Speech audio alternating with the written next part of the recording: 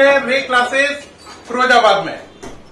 हमारा चैप्टर चल रहा था some basic concept of chemistry. आज का हमारा टॉपिक है उसमें empirical formula and molecular formula.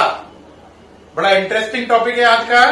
पहले दोनों की डेफिनेशन समझते हैं, मतलब समझते हैं, फिर इसके ऊपर अपन को कई न्यूमेरिकल करने हैं, एक दो नहीं बहुत सारे करने हैं। ठीक, तो देखिए भाई, पहला डेफिनेशन क्या है एम्पिरिकल फॉर्मूला की?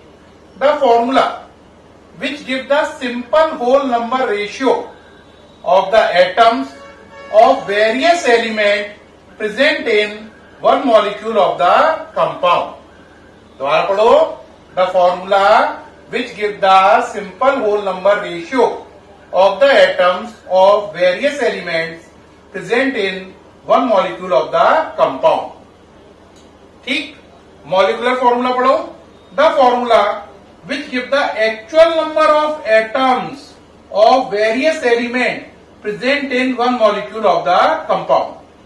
Repeat, the formula which give the actual number of atoms of various element present in one molecule of the compound.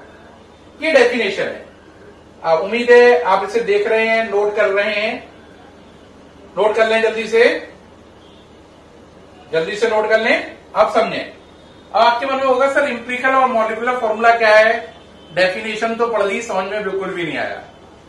बेटा देखो, एम्पिरिकल फॉर्मूला ये बताता है कि किसी मॉलिक्यूल में एटम्स का रेशियो क्या है, और मॉलिक्यूलर फॉर्मूला बताता है उन एटम्स का उस मॉलिक्यूल में, है ना, नंबर क्या है।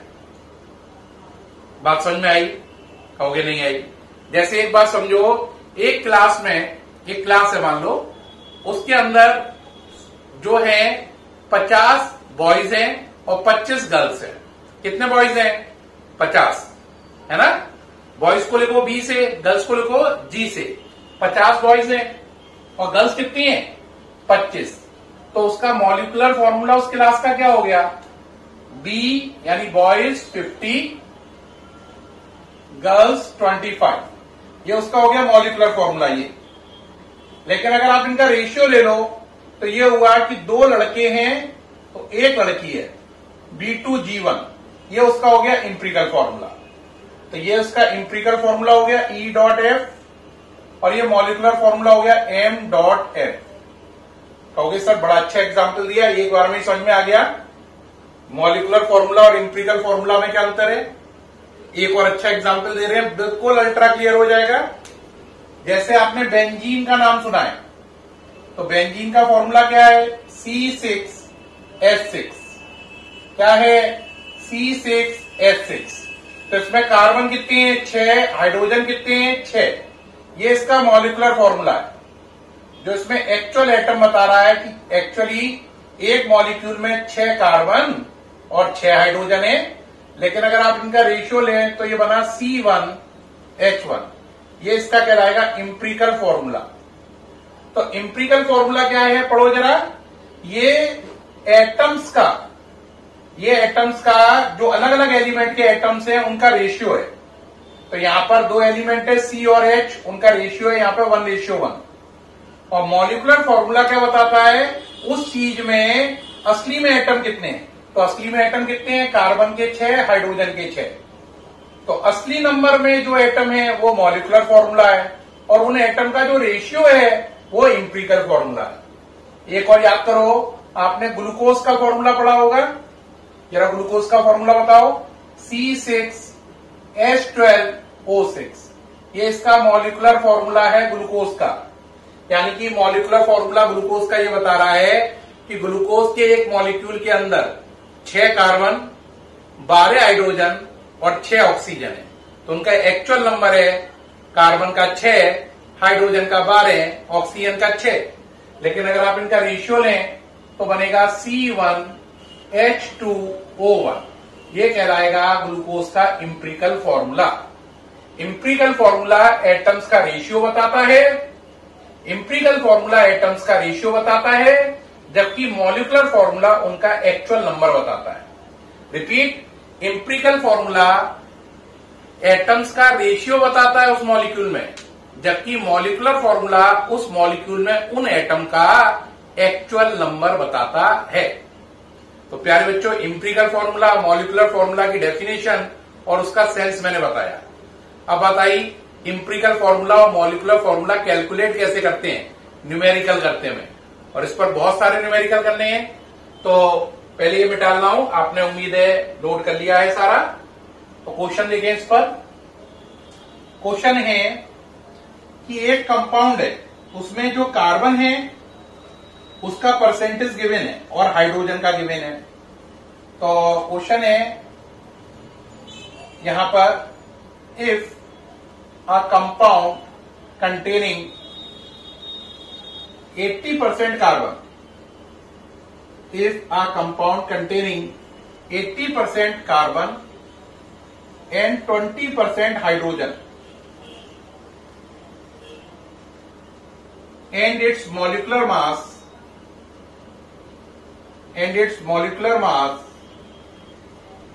is 30 से, then find out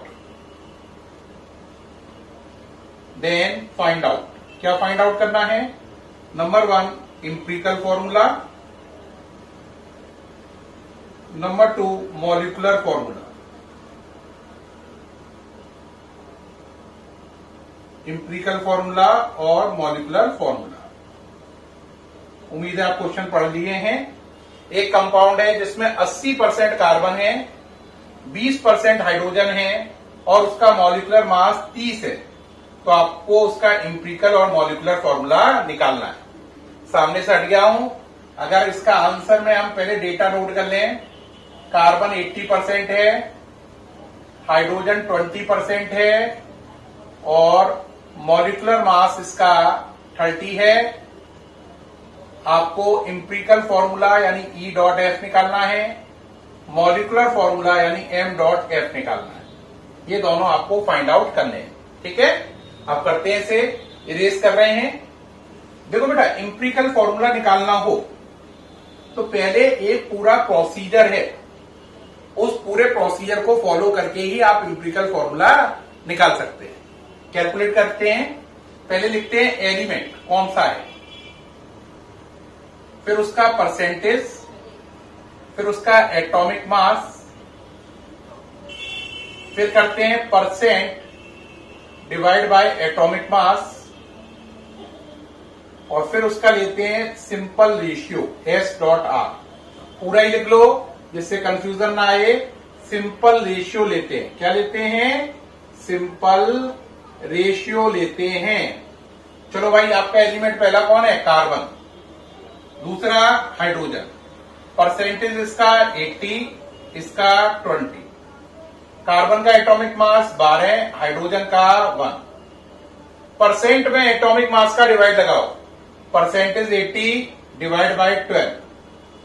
ठीक, आंसर करो। 12 6 जा 72। ठीक, कितने बचे? 8 का कितना हो गया? 80।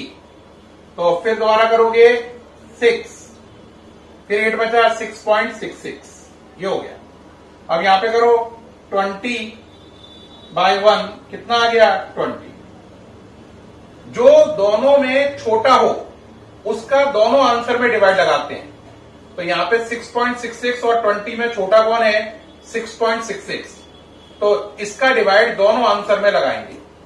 जो दोनों में से छोटा हो उसका डिवाइड हर आंसर में लगाओ। तो इन दोनों में छोटा कौन है? ये। तो 6.66 डिवाइड बाय 6.66, 20 डिवाइड बाय 6.66। इससे इसको किया कितना आया? 1। इसको किया तो कितना आया? 3। ठीक, अब अगर ये इतना आया तो इसका इंपीरिकल फॉर्मूला हो गया। कार्बन कितने आए? 1, H कितना आया? 3। इसका फॉर्मूला हो गया C1H3। ये इसका हो गया इंपीरिकल फॉर्मूला। ठीक, अब इंपीरिकल फॉर्मूला का मास निकालो। क्या निकालो? Empirical formula mass. देखो बेटा, एक कार्बन का 12 और 3 हाइड्रोजन का 3। 12 और 3 15। एक कार्बन का 12, 3 हाइड्रोजन का 3, 15। इंपीरिकल फॉर्मूला मास हो गया 15। तो एक आंसर तो निकल आया इंपीरिकल फॉर्मूला C1H3। इससे मैंने निकाल लिया इंपिरिकल फॉर्मूला मास। अब क्या निकालना है? Molecular formula. मॉलिक्यूलर फॉर्मूला का आंसर होता है molecular formula equal to empirical formula into molecular mass upon empirical formula mass. क्या फॉर्मूला है? Molecular formula equal to empirical formula into molecular mass over empirical formula mass. तो molecular formula, empirical formula कितना है? C1H3। Molecular mass 30। कहां लिखा है? ये रहा। इंपिरिकल फॉर्मूला मास 15, ये रहा, ये निकाला है। कैंसिल हुआ 2 बार, 2 का मल्टीप्लाई करो तो ये हो जाएगा C2H6। 2 का मल्टीप्लाई करो C2H6, तो इसका मॉलिक्यूलर फॉर्मूला हो गया C2H6 और इंपिरिकल फॉर्मूला ऊपर निकल आया है C1H3। तो इंपिरिकल फॉर्मूला हो गया, मॉलिक्यूलर फॉर्मूला हो गया। तो प्यारे बच्चों, उम्मीद है आप इस सबको नोट करते जा रहे हैं। जल्दी से नोट कर लीजिए। कर रहे हैं? हाँ, करिए भाई। प्यारे बच्चों, मुझे उम्मीद है इस वीडियो में मैंने आपको इंपिरिकल फॉर्मूला क्या होता है, मॉलिक्यूलर फॉर्मूला क्या होता है और न्यूमेरिकल में इंपिरिकल फॉर्मूला और मॉलिक्यूलर फॉर्मूला कैसे कैलकुलेट करते हैं, ये सारी जानकारी दी है कि आपको ना केवल समझ में आई होगी बल्कि अच्छे से रट भी गया होगा कि इंपिरिकल और मॉलिक्यूलर फॉर्मूला में क्या डिफरेंसेस हैं। ठीक है, फिर मुलाकात होगी आपके साथ नेक्स्ट वीडियो में।